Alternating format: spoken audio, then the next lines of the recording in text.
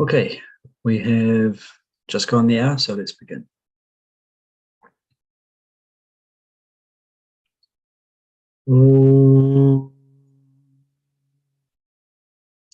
Sahanavatu, sahanau punaktu, sahaviryankarvavahe, tejasvinavadidhamastu mavid vishavahe. Om Shanti Shanti Shanti.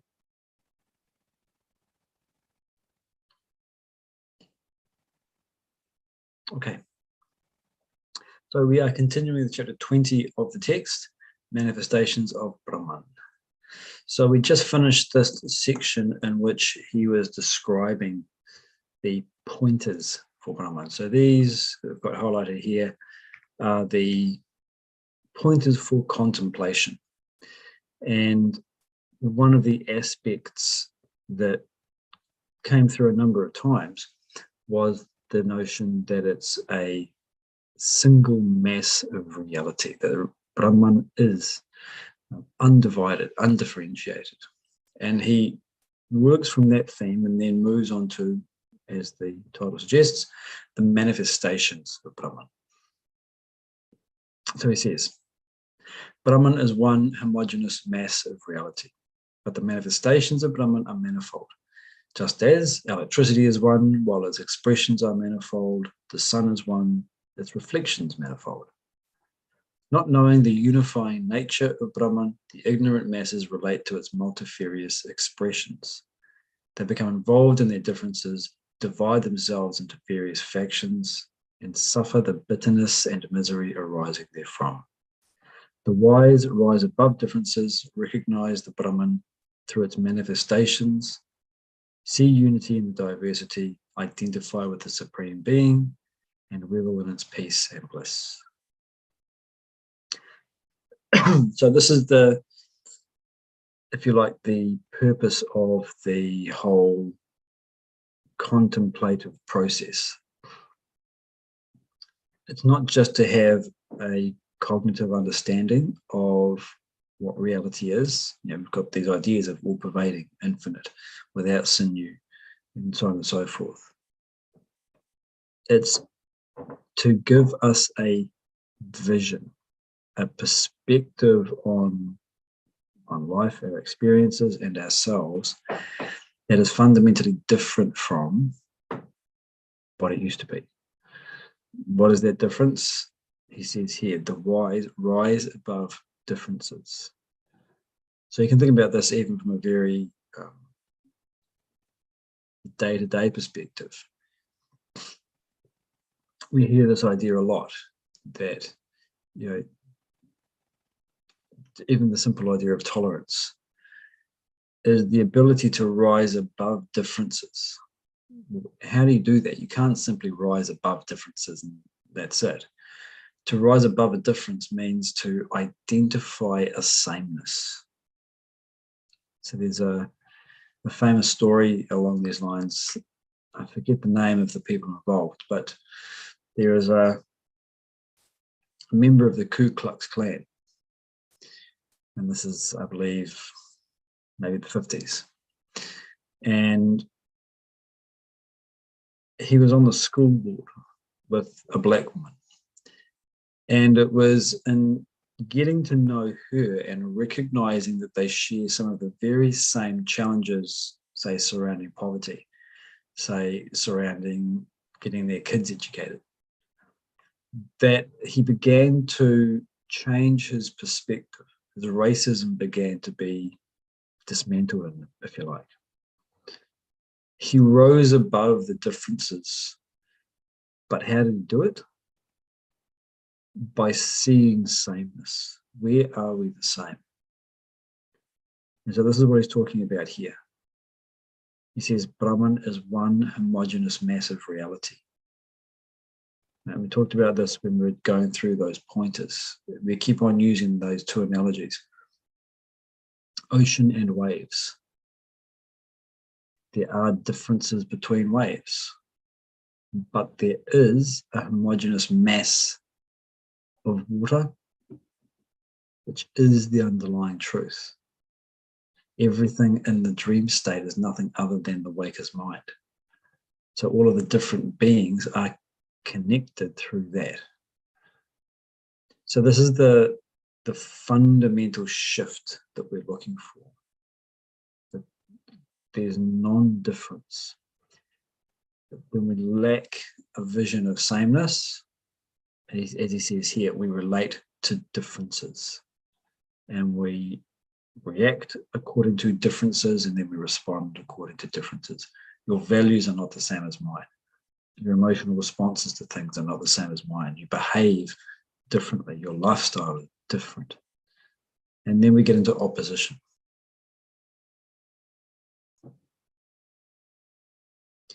Brahman is the substratum of the microcosm and macrocosm that constitute the world. It is the center around which both of them revolve. That supreme being resides in yourself within. Discover yourself, the entire world will merge into it.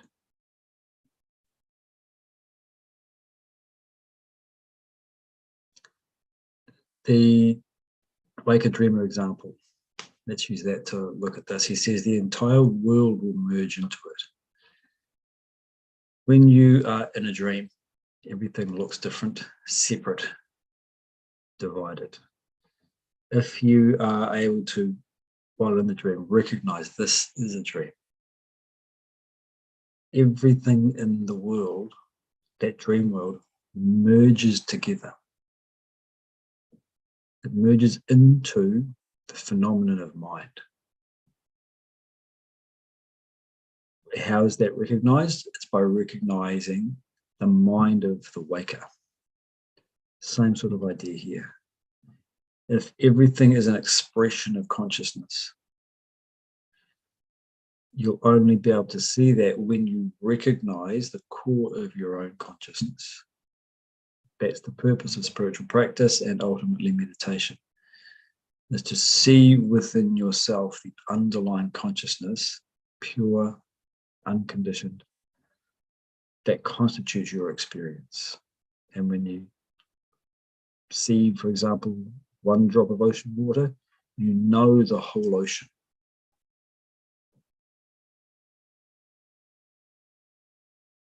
Any thoughts or clarifications there before we move on?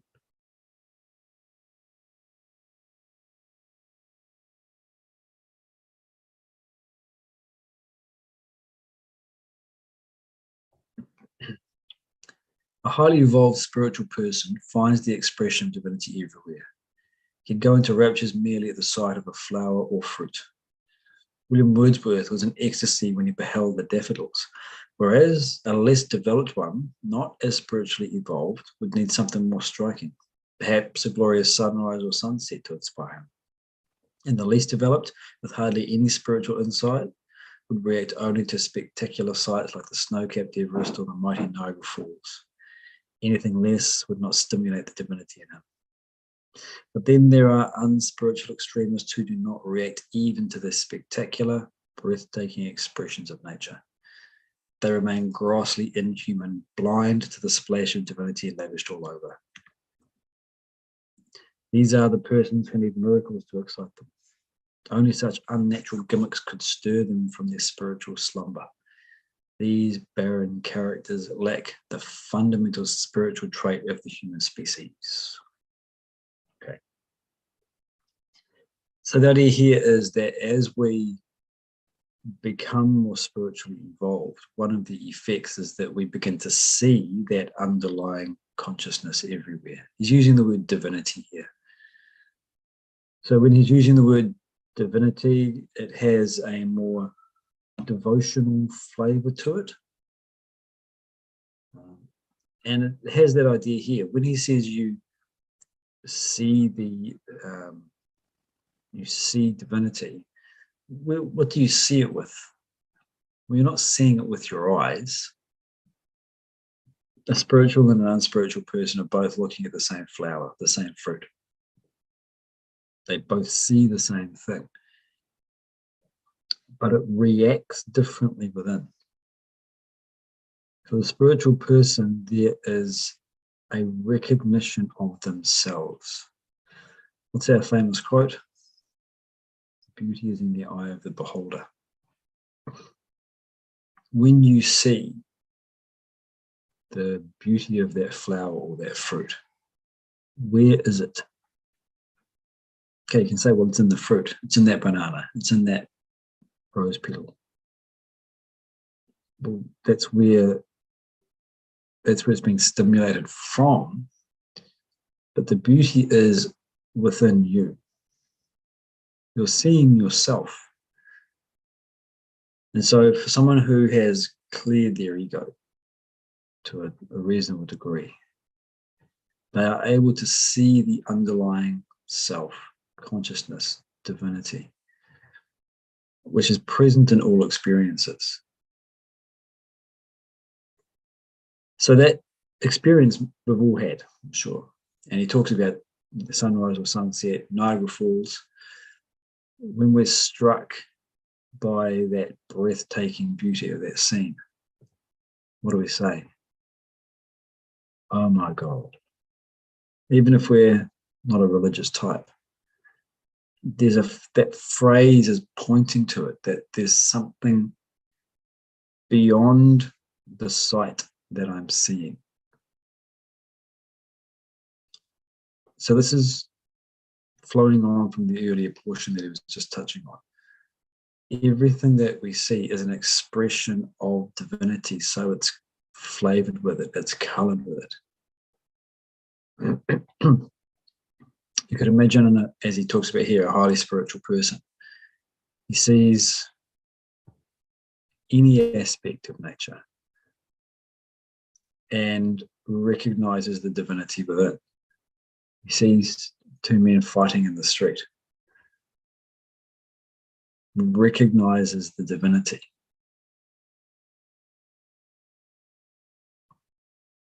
So do you like this as a way of self-reflecting? Where do I see the divinity? Do I need miracles? Where do I get that touch, that feeling of the numinous, the otherworldly, that ethereal sort of beauty? It also gives us an opportunity to practice in some way. We may walk past our neighbour's beautiful garden every day. Lovely flowers are there. We hardly see it. Why? Got places to be. Got to get somewhere. It is something of a cliche, but of course, if the cliches are cliches for a reason, stop and smell the flowers. Or as we're thinking about it here, stop and look for something beyond beauty that you see. Well, first of all, look for the beauty and let it infuse you. Let it be evoked out of you. And then look, where is it? What is that beauty? Why is it beautiful? What's beautiful about it?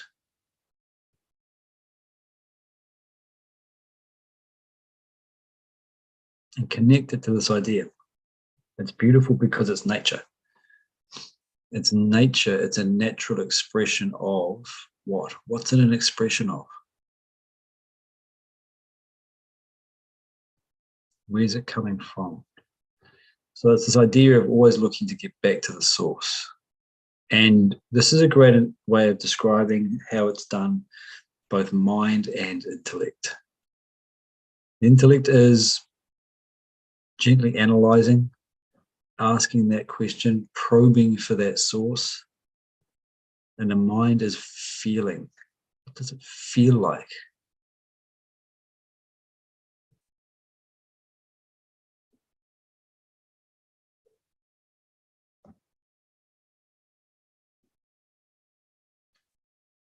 Any questions there?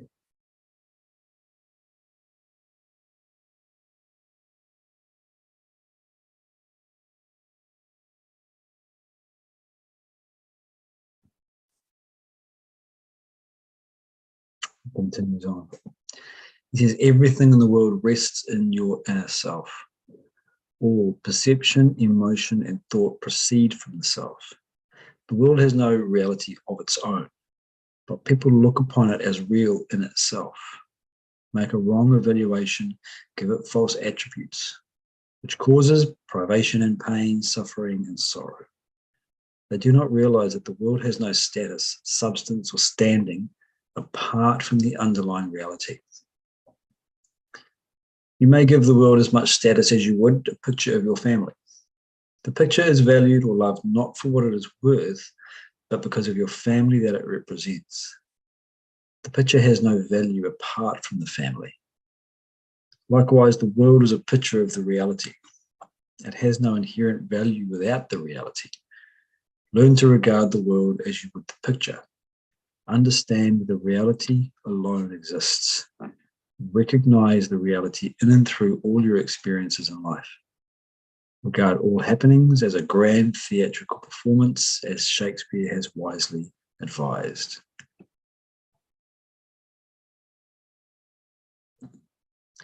So a couple of powerful statements here. And as powerful as they are, as difficult they are to understand as well. He says, everything in the world rests in your inner self. So even in a relative way, we can start to perhaps look at this. Let's go back to our example of the flower. You're looking at the flower. Where do you see it? Where is it? So it's out there. It's in the garden I'm looking at. Okay, let's think about another example. And I've used this a number of times in the past. There is a faint sound somewhere off in the distance. You can't quite figure out what it is. Is it a jackhammer? Is it a car? Is it some other strange phenomenon? So you want to place your attention on it more keenly. You really want to home in on what that sound is. What do? You close your eyes to start with so you're not distracted. And then you focus your attention on that sound. Where is your attention going?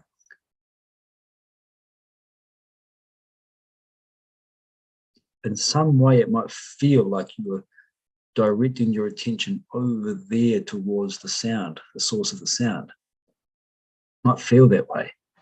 But when you stop and think about it, what you're doing is driving your attention inwards, trying to push all other sounds and all other perceptions out of the way temporarily so you can focus just on that one sound and identify what it is. The attention's going inwards towards the source of the sound. For you, the source of the sound is within. That's relatively more easy to understand. Take an object in front of you in your room. Where is it appearing to you? Out there. Okay, well, in the same sort of way, the perception is appearing in your mind. The outsideness of it is part of the perception. So the perceptions that we experience arise within us. The outsideness of those objects is part of that perception, and it too arises inside. When it comes to our emotions and our thoughts, that's much easier. Emotions arise within. I feel them in my body, and I recognize them in my mind. Oh, here is that anger. Here is that joy. Here is that jealousy. And of course, thoughts very much feel like they are arising inside. I'll keep that one inside. I won't say that out loud.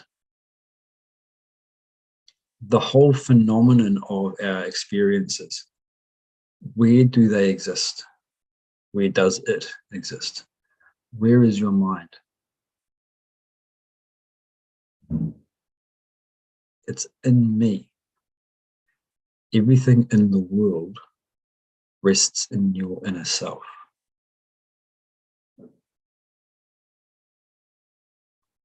So your self is the space in which it takes place. as he touches on in the quote towards the end of this paragraph. It's the stage on which it is being played out.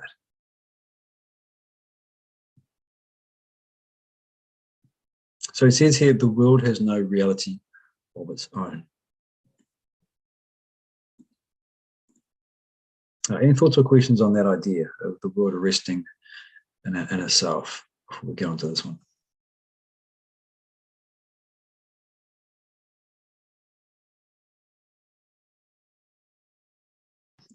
Okay.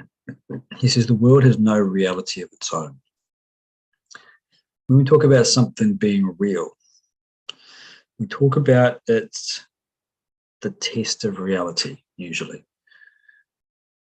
The description of what is real is abstruse. In fact, it's impossible to describe. So we talk about perhaps the test of reality to strike off that which is not real. So anything which depends upon something else for its existence has no intrinsic reality of its own. Anything which is created, which is an effect, which comes and goes, which can change, it has no intrinsic reality of its own. Which aspect of the world conforms to that test, passes that test? Okay, there's no aspect of the world which continues, which persists. Everything is drawn from a prior state. And that state is drawn from a prior state, and so on and so forth. What's the underlying truth? What's the underlying substance? The underlying reality? Okay, again, that's the question that he's getting us to think about. And we go back to what he said at the beginning of this section. We relate to the expressions of reality, the differences, the demarcations, the divisions. We see those as real in and of themselves. And when we consider those to be real, that's how we relate. Again, go back to the example of the dream world. When you're in the dream, you take everything in the dream to be real. The tiger is real. The hot air balloon that I'm in is real. It's leaking. The tiger's down below, roaming around, hungry. The fear, the pain and privation, the suffering, the sorrow he talks about, it's all real for you because you take the world, the dream world, to be real. The moment you just begin to recognize it's just a dream, the unreality of it completely changes your vision. Same sort of idea here. This world, we take it to be real. Now, to say that the world has no reality of its own isn't to say that we can do what we like you could in a dream. If you knew it was a dream, you can say, well, I'm going to jump down and fight the tiger. What it means is that there is something more real to which we can be relating. And when we relate to that thing which is more real, we no longer relate to the manifestations through that personalized ego sense. This is the whole process of spirituality, is to relate to the world with less and less ego. So holding these philosophical ideas, there's an underlying reality, and this is just the expressions of it. The waves have no reality of their own. They only proceed from the ocean. Okay, now once you say that, it doesn't mean that you can't surf on those waves. It doesn't mean you won't still enjoy them. It doesn't mean that you don't recognize they can still drown you. They just don't have a reality of their own. Don't take the waves to be the fundamental reality. It's the ocean that is the fundamental reality.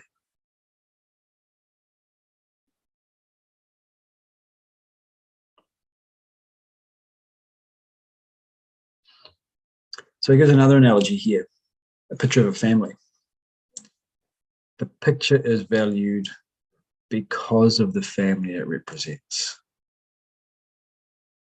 In a similar way, the world that we experience derives from, is an expression of, is a representation of some underlying reality. So you value the world. To say the world has no reality of its own doesn't mean that you discard the care, if you like, put it simply that way, the care for the world. You just recognize that the world is not the underlying reality. Something else is, my own self is. You recognize that the picture of your family is not the reality. That doesn't mean that you don't care about the picture. You still take care of it. But if the picture is lost, destroyed, damaged, the family is not touched. So it's relating to a different aspect. Nothing is lost. It's only that more is gained in terms of your vision. So it's a maturity. As you grow from a teenager to an adult, you don't lose your teenage perspective. It's still available to you. It's how you can relate to your own teenagers, because you know what it was like. But you add the adult perspective to it as well.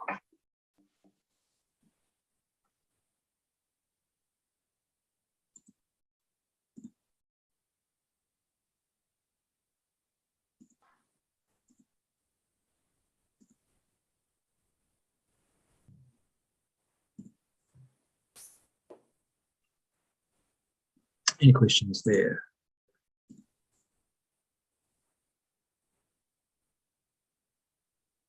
Glenn? Yep. I'm a little confused about the concept of reality and the wave in the ocean. So the wave is an expression of the ocean. You know, once it crests, it doesn't exist anymore. It comes and it goes. So if you hold in your hand, the wave is no longer a wave. It's just water. But then you said the ocean is reality. Are you talking metaphorically or concretely?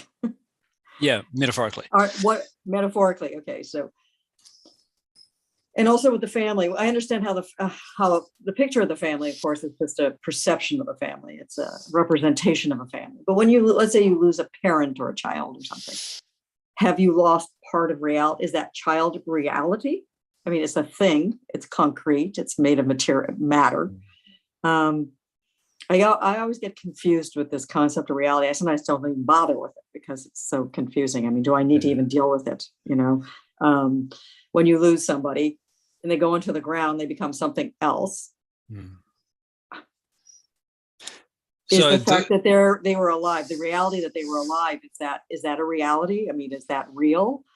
Was their existence real? Or was it just our perception? In a dream, it's a perception. And then you wake up, it's not there anymore. And you don't mourn it because you knew that it was not really ever there to begin with. Yeah. So it's real. So one of the ways that it's described is to say that it has any aspect of the world, your child, your partner, etc., has a relative reality. Okay, what do we mean by relative reality? You can't say that your child is unreal because they're there right in front of you. You can talk to them. You can hug them. They are real. It's, you know, where's that reality coming from? What he's saying here is that reality, the realness of your child to you right now is proceeding from you. You are giving that aspect of the world the stamp of reality. In the dream, you have 10 more children and they're all your children. In the dream, they are all real to you. Where's that stamp of reality coming from? It's proceeding from you. Okay. So that element of the world is real for you right now. So to say that it's unreal doesn't make any sense. No. Is it kind of like the tree in the forest that falls? If no one hears it fall, did it fall? Or is there an absolute reality as the tree fell? Whether or not someone hears it or sees it, it's still there is an a real absolute, event. yeah, there is an absolute reality, but it's not defined by the aspect of the world. Okay. So we can't say it's unreal, but you can also not say that the child is real. Why do we say that? Because if anything is real, then its existence depends upon nothing else. Its existence is intrinsic to itself. But the child's body, anyone's body, depends upon something else for its existence. And as you said, once I perish, I melt back into the earth. The body's gone now. So, is the body real? Well, no, the body's not real. Is it unreal? No, it's not unreal either. Well, then what is real? Part of the problem here is that the part of the problem is of time scale. Imagine you could watch your life of the last 10 years, 20 years, 50 years proceeding so that the whole thing was viewed in the space of 10 seconds. What would it look like? It'd be a flash of barely perceptible images. Is any of them real then? The moment they appear to you, they're gone again. There's a suddenness in which they come and go. So is any individual aspect real? When you see them flash into existence and then fall out of existence in such a sharp fashion, it's easier to get a sense that they're not real. Your thoughts, throughout the day, they're flickering in and out, random thoughts from all sorts of things. Fly in, fly out, fly in, fly out, whoosh, whoosh, going through, streaking through consciousness. That ephemeral nature of our thoughts, while we're distracted with the perceptions out here, makes them seem not particularly real to us. You have a sudden memory about something, or you have a sudden thought about someone, then it's gone again. Was that thought real? Well, you can't say it was unreal because I had the thought, but it was just this ephemeral, inconsequential flash, and then it's gone again. So to say it was real is... So the question of what is real is, and it says exactly as you pointed out, it is a very difficult concept. When we talk about something being real, it's lasting. It's not depending on anything else for its existence. The problem is that it's eternal. It doesn't eternal. have a beginning or an end even. It's just Correct. there. Yeah. And it's always there. Mm-hmm. And nothing can change it. Yeah. There is That's no right. change. No change. Yep. And then we're No going delta. through the... No delta. Nothing. No delta, no Correct. Okay. And when we're going through the pointers to reality, one of the phrases that was used is changeless. Yeah, changeless, no change. Okay. Yeah.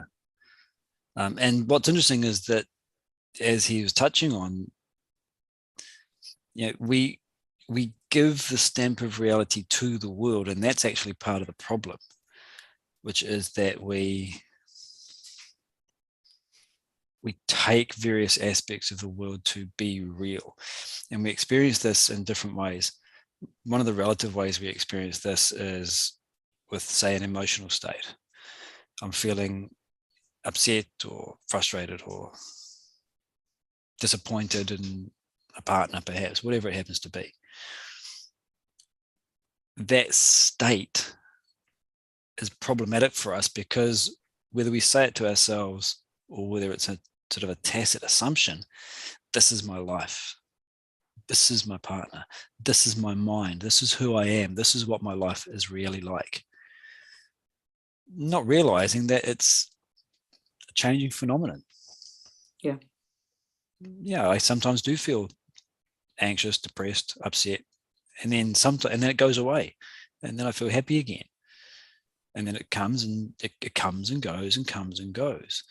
But when we're in something, when we're involved in something, we make it real, and then relate as if that's the case, and then make it worse for ourselves, rather than saying, here is some frustration and sadness or whatever.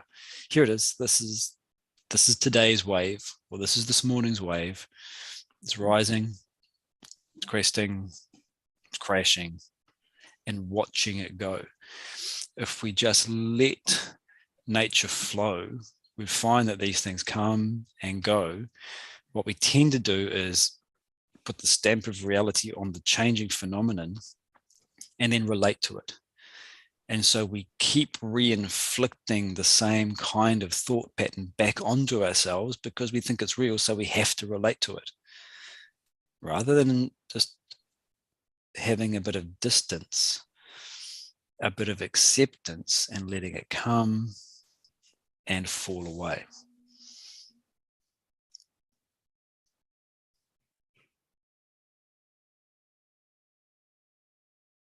I think we often don't have the right vocabulary for this. Yeah. I think really. That's a real problem. A real problem. We use the word real a lot. So I think that's an issue. I think I get what you're talking about. So, I mean, I often see that with people who are very religious, who to them, the only reality is they're going to go to heaven. It's like, I don't know anything else, but I do know that I will go to heaven.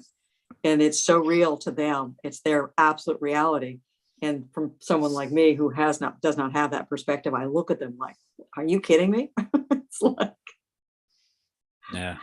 like to me, it's silliness. So yes, but this word reality. And I think that's, you touched on it earlier. The best way to think about is not to try and think what is real, but rather to discriminate what is not real. Mm-hmm. And how do I discriminate what is not real? Can it change? Can it be different? Will it be different? Do people have different perspectives? Does somebody else look at it differently? Because that is, if people are looking at it differently, it can't be, it's not real to them. It's only real to me. Yeah, and that's another really good example of it. We take our vision, our perspective, our worldview, our way of looking at life, we take that to be a good indicator of reality. We take our set of values, our interpretive meaning structures, whatever phrase you want to use, we take that to be real. And that's such a problem. But as you say, the moment we recognize someone's looking at the exact same world with a different worldview, different set of meaning-making structures, different set of thought patterns, different set of values, they can be different.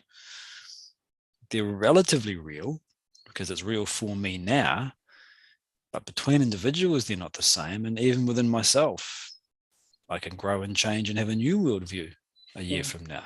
Well, we're going through this right now on a global scale, that people are looking at things so differently. And we look at them and say, how can you not believe this? It's in front of your face. And they're like, I don't know what you're talking about. And it's the story of human beings in general. But it all has to do with ego. It's because they take what they believe is real and they hang on it for dear life because of their attachment they have it and what the attachment is based on. I like my way of life, so how I view things must be real. My life is easy and comfortable. I attach myself to that way of looking at things, so it's my reality. Even if life is not easy and comfortable. Yeah. It's what I know. It's what's comfortable. It's what I expect. It's, this is the way it is. So it is, and everything has to do with the ego. It's how we're attaching ourselves to things. So. Yeah, the ego is the identification with this particular body, mind, intellect, and the intrinsic belief of its reality, and thereby the intrinsic reality of separateness. If I am this body, mind, intellect, then I cannot be any of the other bodies. There is an intrinsic and inescapable gulf, unbridgeable gulf of separateness between me and the other. And that sense of separateness we take to be real. Just as when you're in the dream, there's you and there's the lion. And there's the man with the gun. Now you take the three entities to be independent, intrinsically separated. When you wake up, well, you realize I was the dreamer, but I was also the lion. Why did my mind manifest a lion? And there was the savior, the man with the gun. There was also someone. You can do dream interpretation. The reason you can do dream interpretation is because you recognize the evil guy in the dream was me, the savior in the dream was me, the lion in the dream was me. These are all parts of myself. You recognize a connective tissue between all of the apparently separate elements. We have the same vision here. There's me, and there's the bad guys on that side of the cultural aisle, and there's the good guys on that side of the cultural aisle. And there is intrinsically a difference, a separateness that's very real to us. This whole idea is to try and get a sense in which there's an underlying unifying space in which it's all taking place, from which it all proceeds.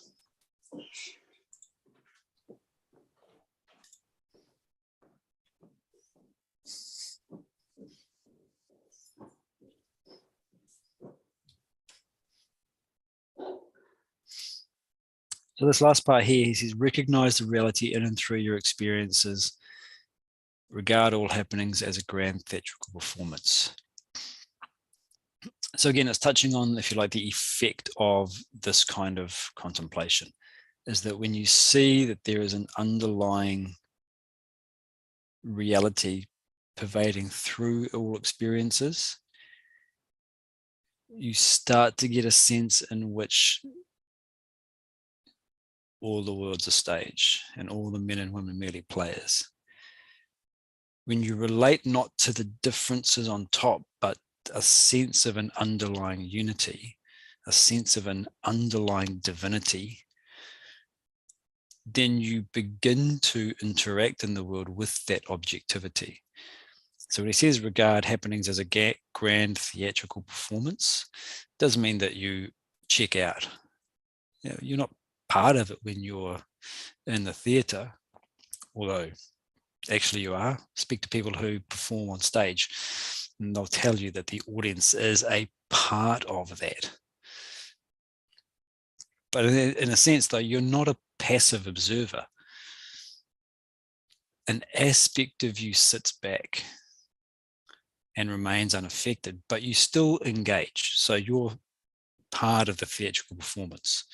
You're one of the characters with your own script and so on and so forth. But what he's talking about here is that degree of objectivity. So when we talk about being objective, it means that we occupy a position outside of the phenomenon that we are discussing. When you are having a disagreement with a friend, a child, a partner, a boss, a colleague, you get involved in the argument. You lose sight of yourself. How do you stay objective? Okay, you might say that you're trying to achieve a win-win situation. You're trying to solve the problem so that it manages to cater to both parties. What are you doing there? You're holding a position outside the who was right and who was wrong, outside of what happened, the history of it, outside of what facts were what, outside of how I reacted to it, outside of the judgments of who did what in the correct or incorrect way. All of that stuff's going on in the argument, but you're holding a position of, okay, whatever you say, whatever I say, however it proceeds, what's the win-win situation that we are striving towards? The moment you forget that, you get caught up in he said, she said. You get caught up in whether you feel like you're being judged as a good or bad person and so forth. You make it personalized. How do you stay objective in the argument or the debate? Is by holding an objective that lies outside of the back and forth.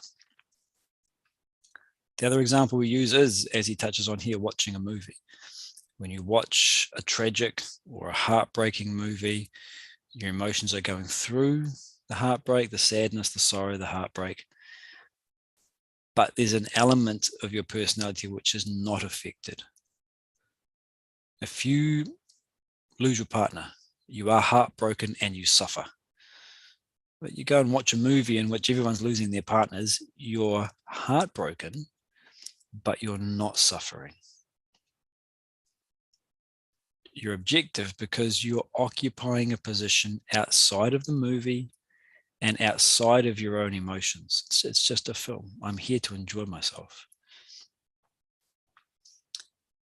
So all of this discussion up to this point, not just in this chapter actually, but in this book, but let's just stay with this chapter, of describing these pointers to the reality is a way of getting us to contemplate so that we can get a glimpse of that underlying unity, get a vision, a new perspective. As that happens, we can occupy the position now of what that underlying divinity might be. Intellectually, we have a sense of it. We can talk about it, however articulately or not. Emotionally, we have a feeling of it. I feel that there's some sort of underlying reality here. I have a hard time describing it, but I get a sense of it. It's the mind. So the mind and intellect together are moving towards, pointed at some underlying reality. When that happens, that's the position that we occupy. And then we can relate to the changing bits of the world in a way in which we're more objective. He talks about this in the next paragraph. He describes it. He says, thus must you view the world from the balcony of your inner self. Watch the procession of action and perception, emotion and thought go by. Do not allow yourself to become involved, enmeshed with them. Stand apart, be objective, be a witness, sakshi. All goes well thereafter. No friction, no frustration in life. You attain enduring peace and bliss. You're witnessing. And again, you're witnessing while you are doing. You're engaging with the various aspects of your life. But there's a part of your personality which is objective. Your body's engaged in the action. Your emotions are connected. Your thoughts are connected. But there's another element of you which is standing back. And this is an important point to remember, because part of the potential downfall of this idea is that we wrongly attribute it to just our emotional self.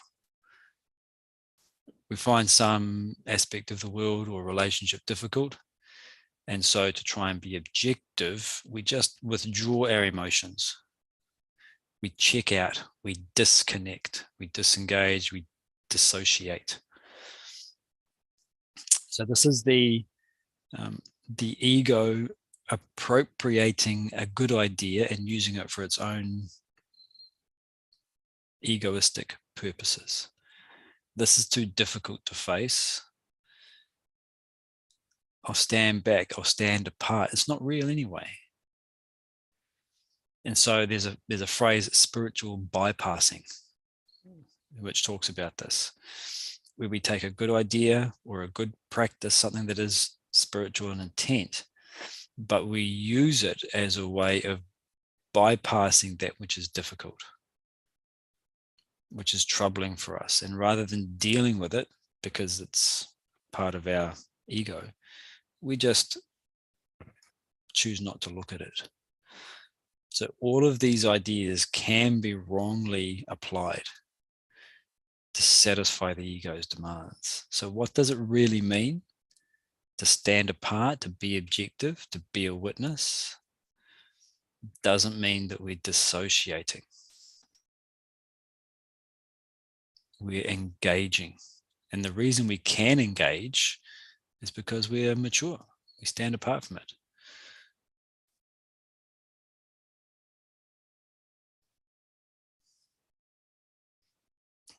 The question remains, how does one extricate oneself from the worldly entanglement and identify with the self within? Here is a simple parable which suggests a practical way to go about it. Okay, any other questions before we get into the parable?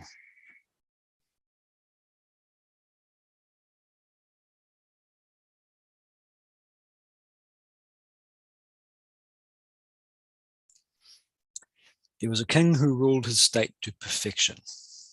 His subjects adored him. He was advancing in age and had no heir to his throne. His ministers were concerned over the future of the state. They approached the king reverentially and laid the problem before him. The king resolved to nominate his heir. After reflecting over the matter, he decided to organize a grand exhibition with the finest exhibits from different parts of the world. In that exhibition, he would be somewhere incognito. The subject of the state would all be invited to the exhibition. He who finds him out shall be the heir to the throne. This was the royal proclamation. The proclamation was publicized. The exhibition declared open. People thronged to it. Everybody searched for the disguised king. Soon their excitement and enthusiasm died away. They became involved in the variety of the fascinating displays and quite forgot the search. They lost the very purpose of the exhibition. In that aimless mob, one young man persisted with the search, determinedly pursued the goal, maintained consistency of his purpose, put forth all effort to discover the king, and remained detached from the attractions around. He searched every nook and corner, at last reached the farthest end of the exhibition. There he found a small, neglected temple. It was a permanent structure in the vast exhibition grounds. Quite exhausted with the search, the young man sat at the entrance of the temple. He heard a prayer chanted by a priest inside. Ignoring the ritual, he promptly went in and examined the priest, and lo, there was the king, disguised. The king commended the youth's determination and effort and crowned him king of the state. Okay, pretty simple narrative and very accessible to understand. The exhibition, the carnival, is of course the world that we experience. All sorts of attractions are there, good, bad. They fascinate us, they draw us in, they absorb our attention. As a consequence, we forget the underlying purpose. The young man in the example remained detached from the attractions around. How did he remain detached from the attractions around? There was a constant remembrance of his purpose. Doesn't mean that he didn't, grab that piece of food there and enjoy it, or, maybe stop and marvel at the jugglers and the acrobats or something, but never lost sight of, okay, what am I here for? I'm here to find the king. In a similar way, the world that we're looking at, we get involved in because we lose the sense of the higher purpose. And there's two ways we can look at this higher purpose, relative and absolute. From a relative perspective, it means having a growth goal. So if this is something that you don't have, good. This is the next step. This is the next most important thing, is to establish a growth goal. What that means is a recognition of an existing level of development which can grow into more maturity. So the growth goal takes that form of, when I'm more spiritually mature, I will. And so it means having an understanding of your existing nature, recognizing those ego boundaries, how you personalize things, where you have a limited, egoistic, immature perspective on the world and react according to that, and knowing that with effort, I can move through that boundary and become more mature. When you approach any situation with the goal of growth, everything about that situation changes. Difficulties with your kids, a challenging environment at work.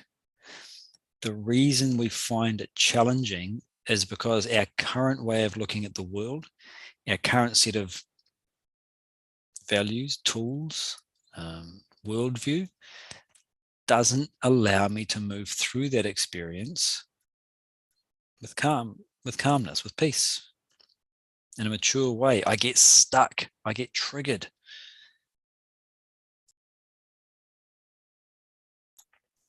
That's what difficulty is, challenge. It's the inability to move through various aspects of the world with the kind of emotional and intellectual freedom that we would want. Why not? It's because of the way that we look at it. And if I lack any kind of growth goal, that's when I get into conflict. I'm stuck in my way of looking at things and I don't have an interest in looking at it differently. The moment I say, well, what can I learn from this? You are standing outside the surface appearance of what's going on. You take a step back from it. So a growth goal it's like a buffer, so that when you bump into different aspects of the world, you bump less hard.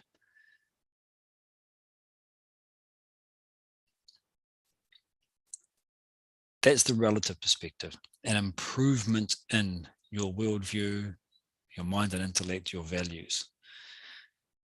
And from the absolute perspective, forget this personality. It is what it is.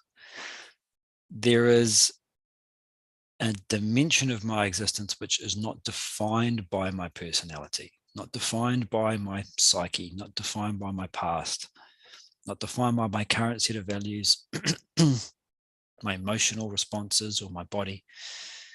It's undefined, which is never changing, which is untouched by any aspect of the world. So they say, and so I have this feeling. Searching for that pure, unadulterated sense of I am. That unchanging sense of being, which does not come and go. That's underlying all of this. The whole world proceeds from yourself. The search for that, an identity that is undefined, it is uncreated. It hasn't been created by parents, hasn't been created by society and culture, hasn't been created by my physical limitations. It's uncreated per se. Setting that as the ultimate growth goal of identifying who you really are. becoming one with your true identity. It's the same idea, but taken to another level.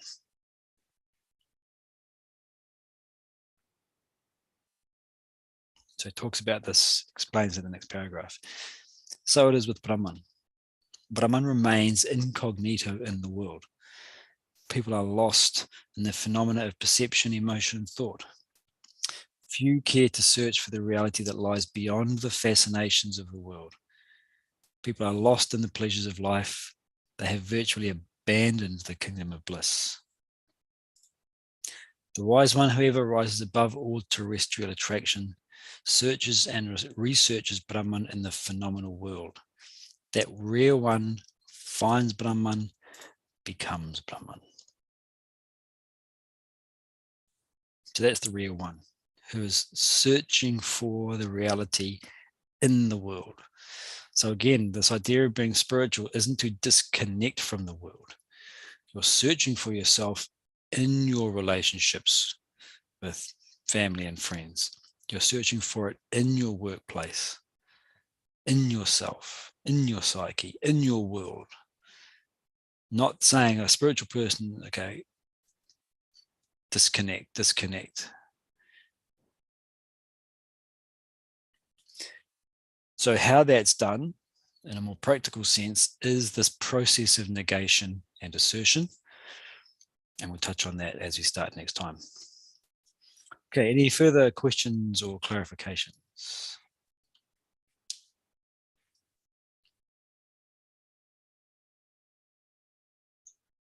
Glenn, just so that I'm understanding this right, on that story of the man finding the priest as the king.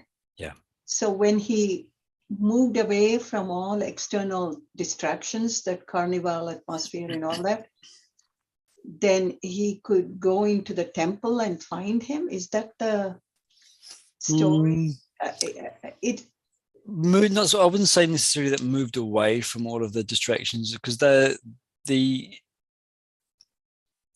is to an extent that's you can take that from it, because as he says, yeah, first of all, it was a permanent structure, whereas all of these other ones were temporary. They're set up temporarily and they get broken down again. This was the only permanent structure. Okay. So what's the permanent structure? Okay, something that is within you that you can search for. And what was it? It's a temple. Okay, it wasn't a garden shed. It was a temple, indicating the sacred nature of the search, disguised as a priest. So it's indicating that. So to an extent, you can say, yeah, he actually had to move away from those attractions. As he was going through, he was very much with the attractions, but over time, he moved away from them. You can think of that as being that gradual sense of renunciation. We're still maybe in our workplaces, with our families, with our social groups, but there's a sense in which we've moved away from them. We still enjoy the company, we still engage in all the activities, but it means less to us. If it were to be taken away, we would mourn less, because there's something more important. So that you can perhaps take as that idea of moving away from the attractions as a sense in which we have begun to grow a little apart from the attractions. So yeah, it's, as he says, it's in one of the further reaches of the property. So I'm thinking there's a trap you can fall in by moving away, which is isolating yourself, which is not what this is. This is not ignoring what's around you, but dealing with it and going forward. Yeah. Because in life you have, when, especially true, even if you're working on a project, let's say you're writing a book and you're getting distracted. Your goal is to finish the book. But you still have to deal with the phone ringing. You still have to deal with buying groceries so you have something to eat that night. You still have to deal with, if you have kids, picking them up in carpool line. It's not the fact that you have taken yourself out of modern life or everyday life, is that you deal with it, but in your head is that goal that you must reach. So each time you go a little more forward while dealing with what's around you. Yeah, correct. Because I do see sometimes people, when they do this, is like they just tear themselves away from reality.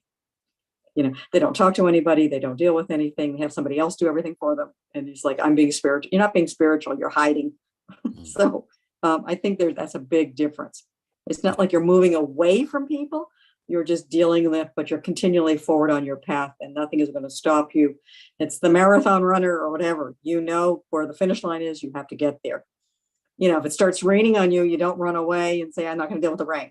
You just run through the rain. And I think that's kind of what he's trying to get to. And what happens is that we lose our focus on the goal ahead. Yeah, that's right. And that's the spiritual bypassing that I mentioned as well. Same thing. Yeah. It's like you don't become cold and like non-emotive. That's nothing. That's not what it is. Because sometimes people say, oh, do people, when you study Vedanta, are people unemotional? No, they're not. Why would they be unemotional? They still cry when they're supposed to cry. They laugh when they're supposed to laugh. Whatever. It's the same thing.